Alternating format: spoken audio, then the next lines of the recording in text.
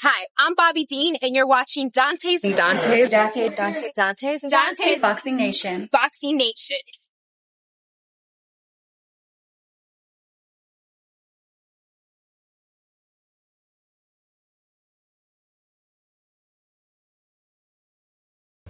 Damn. So the fight is next Saturday. It sounds crazy just saying that. It was over a year ago that Terrence Crawford, he made it his mission to make this fight come to fruition. And now we're only a little bit over a week away. So with a fight of this magnitude, there's a lot of interesting predictions. And I put together a whole bunch of predictions, a whole bunch of clips of boxers breaking this fight down. And honestly, from the fighters that's picking Canelo to win to the fighters that's picking Crawford to win, both sides make valid points, at least some of the boxers. So what I want to do, once again, I want to play these clips and respond to what some of these boxers are saying. So with that being said, we're going to start this off with what Fernando Vargas Jr. had to say. Everybody has their own take, right? Crawford's the best skilled fighter ever. Canelo has power. He's on his decline. It's interesting because Canelo, doesn't throw as many punches as he used to. They say he's on his decline. Crawford, he's a very skillful fighter, very smart. I've actually had the opportunity to spar with Crawford. I just feel there's respective weight classes for a reason. You saw Canelo when he moved up to 175 when he fought Bivol. You saw what happened there. Now, I got to jump in because what Fernando Vargas just said right there, it sounds ridiculous. He's trying to compare Terrence Crawford damn near jumping up 3 weight classes to Canelo moving up 1 weight class. Not only that, but Canelo had already fought at 175 previously. Moving up 1 weight class at a time, that's normal. Hundreds of fighters do that all the time. Let's also not forget that Bivol was actually pushing to fight Canelo in the rematch at 168, and Canelo still turned it down. So you can't even use a size advantage as an excuse for Canelo losing when it comes to the Bivol fight. Canelo was completely outboxed. Bivol was the one using foot movement, angles, controlling range. Canelo was the aggressor, despite the fact that he was the one that moved up in weight. We all know that if Canelo would have took the rematch at 168, most likely the same thing would have happened. Matter of fact, it might have even been worse. And this is the reason why there were no Canelo Alvarez fans pushing for a rematch at 168, including Fernando Vargas Jr. and Canelo Alvarez himself. Yeah. And I just feel Crawford is one of the best fighters ever, and he could fight in any respective weight class. He could fight in any generation in his respective weight class. I feel Canelo's going to be too much. I feel in the early rounds, he could catch him with shots. Maybe Canelo will get frustrated by picking him up the way Canelo always gets frustrated. But I just feel Canelo will find him out. I think in the 8th, 9th, 10th round, the championship rounds, I believe he could stop him, or if not, get him out of there. I just think it's the weight, bro. My whole thing is, can Crawford take Canelo's best punch? If he could do that, and he has to fight a perfect game plan, like Benavidez, but like Benavidez's dad said, it's gonna be a Tom and Jerry type of fight, which I feel it'll be a Tom and Jerry fight if Crawford wins. If he sits there and wants to, exchange with Canelo, I feel that's not the right game plan. But I feel both know everything's on the line, pride, your country behind you, everything, right? So right. I think both fighters are going to be in the best shape of their life, and regardless of what the critics have to say, we're going to see September 13th what happens. I feel Canelo's going to be a little too much for Crawford, but and I see Canelo pulling it through, but this is boxing and things can happen. So we're in for a great fight. I don't like that fight. Why not? I don't like that fight. It's just too much weight. And he had a close fight with the last guy he fought, Terrence, but this guy was big and he was awkward. He was really awkward. He shouldn't have fought that guy. Right. Should have fought a guy that would just come straight at him. The guy was too awkward. He's herky-jerky. Crawford. It's tricky. I want Crawford to win, but it doesn't look like it's going to happen. I would like for that to happen, but this guy's a hard puncher. He's a smart fighter. He can move. I'm just curious. I just want to see it. I want to be there and see it. Because listen, there's been upsets like that before. Henry Armstrong, 124 pounds, he beat the 146-pound champ. So, you never know. Anything can happen when 2 men are in a ring or in a basketball court. Anything can happen. So what you guys are going to notice in all of these clips, everyone that's picking Canelo Alvarez to win, the main reason they're picking Canelo is because of the size advantage that he has. Now, this doesn't mean that Canelo Alvarez, he doesn't have any skills. Of course he has skills. Of course he's talented. But everyone is saying the main reason he's going to win is because of the size advantage, not because he's a better fighter overall. Now, and I've been telling you guys ever since this fight was signed that if Crawford and Canelo were naturally the same weight in the same weight division, they've been boxing in that weight division for years or whatever the case may be, Crawford beats Canelo Alvarez easy, and I believe he stops him. The only reason this fight is considered competitive right now is because of the weight. And Oscar De La Hoya, this clip I'm about to play for you guys next, he pretty much says the same thing in different words. He said, you know, when it comes to just fighter versus fighter, Terence Crawford is clearly the better fighter. But once you give Canelo Alvarez a huge weight advantage, that changes the entire dynamic. Fighter versus fighter and talent. Obviously Crawford is the craftier boxer. But Canelo has the size, he has the power, and it's like Aram said, he'll run right through him. It'll be a tough fight, but stylistically, I mean, yeah, it'll be a one-sided fight for maybe, let's say, 7 rounds, and then Canelo starts attacking. Now, Oscar De La Hoya, he said that he believes that the first 7 rounds will be completely one-sided in favor of Terence Crawford. Let me tell you guys something. If Terence Crawford is completely dominating the first half of the fight, there's no way Canelo Alvarez is coming back to beat Terence Crawford. There's no way. Because Crawford, he ain't no front runner. And if he figures you out in the first half of the fight, it's just going to get worse for Canelo. I feel in order for Canelo to win this fight, he has to be in the fight from the very first round, at least the first 3 rounds. And when I say in the fight, it doesn't necessarily mean that Canelo Alvarez is winning rounds. What I mean is him landing clean punches. If Canelo is landing and he's hitting Crawford with clean shots, clean right hands, and clean hooks, then he has a very good chance of winning the fight. But if Canelo is struggling to land anything clean, let's say he lands one right hand, but then he can't land it anymore, then it's going to be all downhill for Canelo. Considering the fact that Crawford is getting off, he's landing his punches, but Canelo is struggling to land his punches in the first 3 rounds. Yeah, it'll be a one-sided fight for maybe, let's say, 7 rounds, and then Canelo starts attacking. He starts to take you to deep waters, and the power will eventually be too much. If you're fighting a 147 pounder and you're a 168 pounder. Yeah, but I think Bud's a 154. If you're a 168, bro, let's do some basic math, right? Okay. Let's do some basic math. Break it down. How much weight is that? Okay, that's 21 pounds. Yeah, 21 pounds. That's 21 pounds. But Bud's not a 147 pounder. He's not like I think he's okay. 154 pounder. Okay, let's go with the 154. That's still 14 pounds. Okay, but you've never sparred someone that weighed 15 more pounds than you? It's not sparring. It's a fight with 10 ounces. That was an excellent point by Rolly. It's not sparring. It is a real fight with 10-ounce gloves. Fighters, they spar with much bigger fighters all the time in sparring, with big gloves, with 14-ounce gloves, 16-ounce gloves, and headgear. And this is the reason why I don't like when I hear Terence Crawford say, you know, I get hit by my sparring partners all the time. I'm going to make all those doubters at the end of the day, at the end of the fight, they all going to cry when they get home.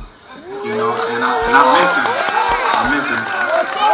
You know, everybody's talking about the size and, you know, me being a smaller fighter, but if you look on the stage, I've been sparring these big dudes my whole career. Like, how I'm gonna take a punch? They punch me every time we spar. So, you know, it's okay. You know, once we get in the ring and they see something different, like each and every time, it's gonna be another excuse.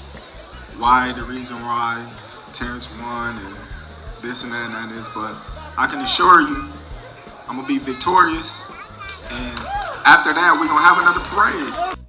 Now listen, it's very possible that Terrence Crawford, he may eat Canelo Alvarez shots like he's fighting against another junior middleweight or even welterweight. It's possible.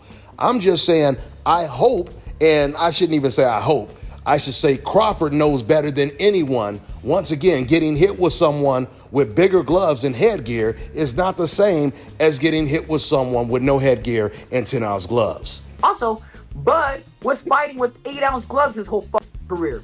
That's a big difference too. I might pick Crawford.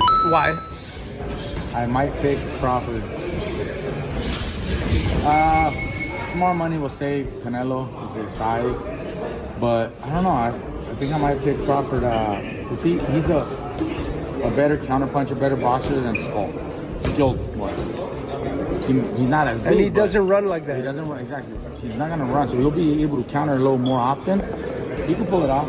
I think it'll be a great fight. I think both guys are great fighters, but I think Canelo's just too big, and you know they mistake him as being just a guy at 168, not a regular guy, and Crawford being the more talented. But that's not the case. They're both talented, but the only thing is Canelo has them by two-weight division. So I think that Canelo beats him pretty easily, but we'll see. If Crawford does good, I mean, kudos to Crawford. You know, I'm happy for him. If he can pull off, great.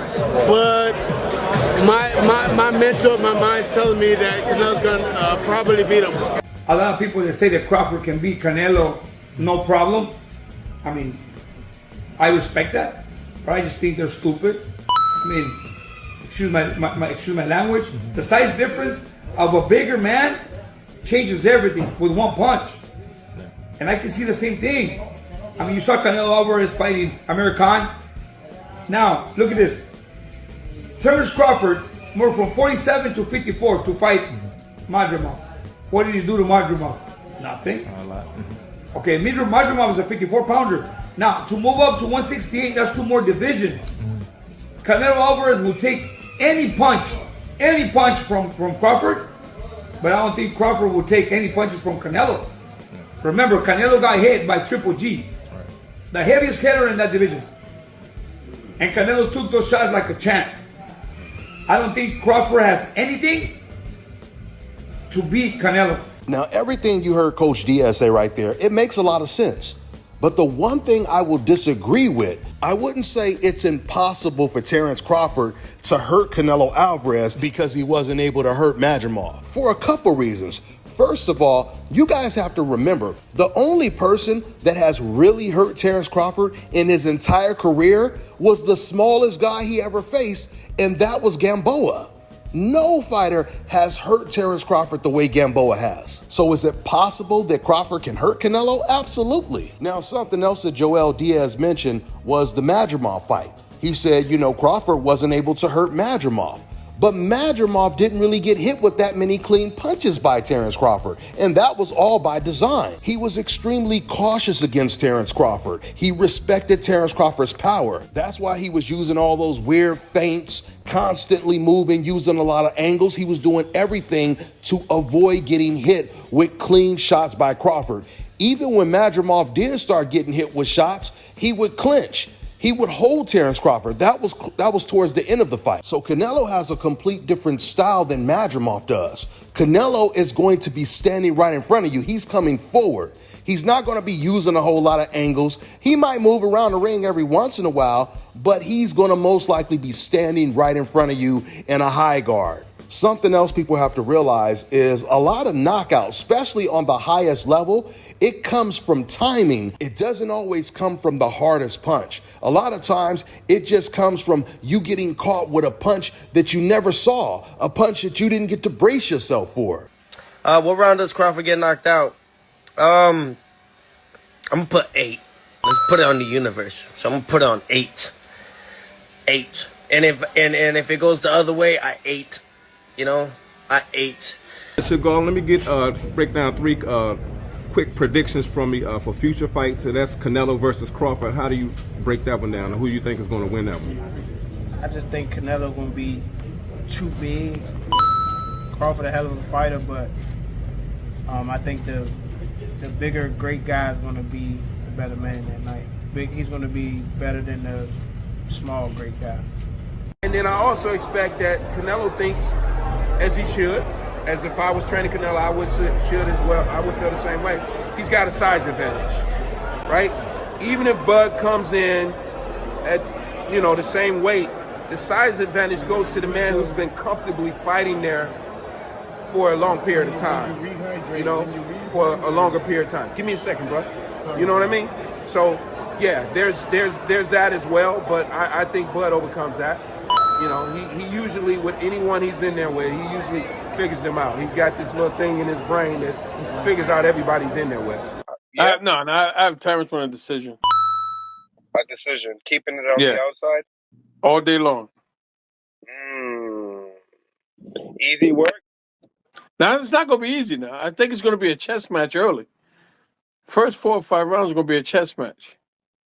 But I tell everybody, once Terrence Crawford stays in the southpaw stance for 2 or 3 straight rounds, he got your number. He got you. If he's switching back and forth, he's trying to figure you out. But once he stays in that southpaw stance for 2 or 3 straight rounds, he got you. I'm back again, the biggest hater in the sport of boxing. Yo, real quick, just got done. I woke up 3 a.m. I don't know, someone told me to study Canelo, study Crawford. Crawford about to beat the shit out of Canelo Alvarez. I'm letting y'all know right now, he about to beat the brakes off of Canelo Alvarez. Yes, he is. And Canelo? Yeah? Canelo, I think Canelo, man, too big. Okay, so there it is. As you guys can see, I kept score. It was 9-4 in favor of Canelo Alvarez. Canelo Alvarez, for those of you guys who don't know, not just when it comes to my poll, but when it comes to the betting odds, Canelo, he's a comfortable favorite to win this fight, which is understandable. So in conclusion, I want to say this. I want to make this very clear. There is a major distinction between who you're rooting for and who you think is going to win the fight. So the reason why I say this is because while I'm rooting for my country, Team USA, I don't know who's going to win this fight because of the unusual circumstances. This is not just, once again, 2 guys fighting at the same weight class. This is basically a race where Terrence Crawford has agreed to give Canelo Alvarez a 2-second head start in the race. When it came to Canelo fighting against Bivol, and even before Canelo even agreed to fight Bivol, I told you guys back then, there were only 2 fighters that I felt would have beat Canelo hands down. That was Bivol and that was Demetrius Andrade. Now, this wasn't to imply no one else out there could beat a Canelo Alvarez back then. Of course, there were other fighters that could and still can beat Canelo Alvarez today. But I felt those 2 names in particular, they would have beat him like guaranteed. Like you could bet the house on those 2 fighters. What I like to do leading up to a very significant fight is I will go back and I will watch the previous fights and really study both fighters. But when it comes to this fight, it's hard to study previous fights because I can't watch any Canelo fights because he's fighting against other super middleweights. So that changes everything. Canelo is going to fight differently knowing that he's in there with a natural super middleweight, right? And when it comes to Terrence Crawford, the only fight that I can really study is the Madrimov fight, but Madrimov, he fights nothing like Canelo. He's the opposite. Madrimov is a counterpuncher who uses foot movement and angles. Canelo is flat-footed, comes forward. So for me, the only thing that I could say we know for sure, and all of the guys that made the prediction, they feel the same way, Crawford is clearly the better fighter, but we don't know how Crawford is going to deal with a natural super middleweight, but not just any natural super middleweight, a very talented natural super middleweight in Canelo Alvarez. He may not be as talented as Crawford, but he is a talented fighter. And Canelo, he relies on his power. So for the first time in a very long time, he's going to be relying on his power against a guy who's naturally smaller than him, which once again makes this a 50-50 fight. So I'm really looking forward to it, guys. This is USA versus Mexico. Next Saturday is the World Cup of Boxing, and hopefully my country wins. With that being said, I'm gonna wrap this video up. That's all I got for now, guys. I'm on to the next one.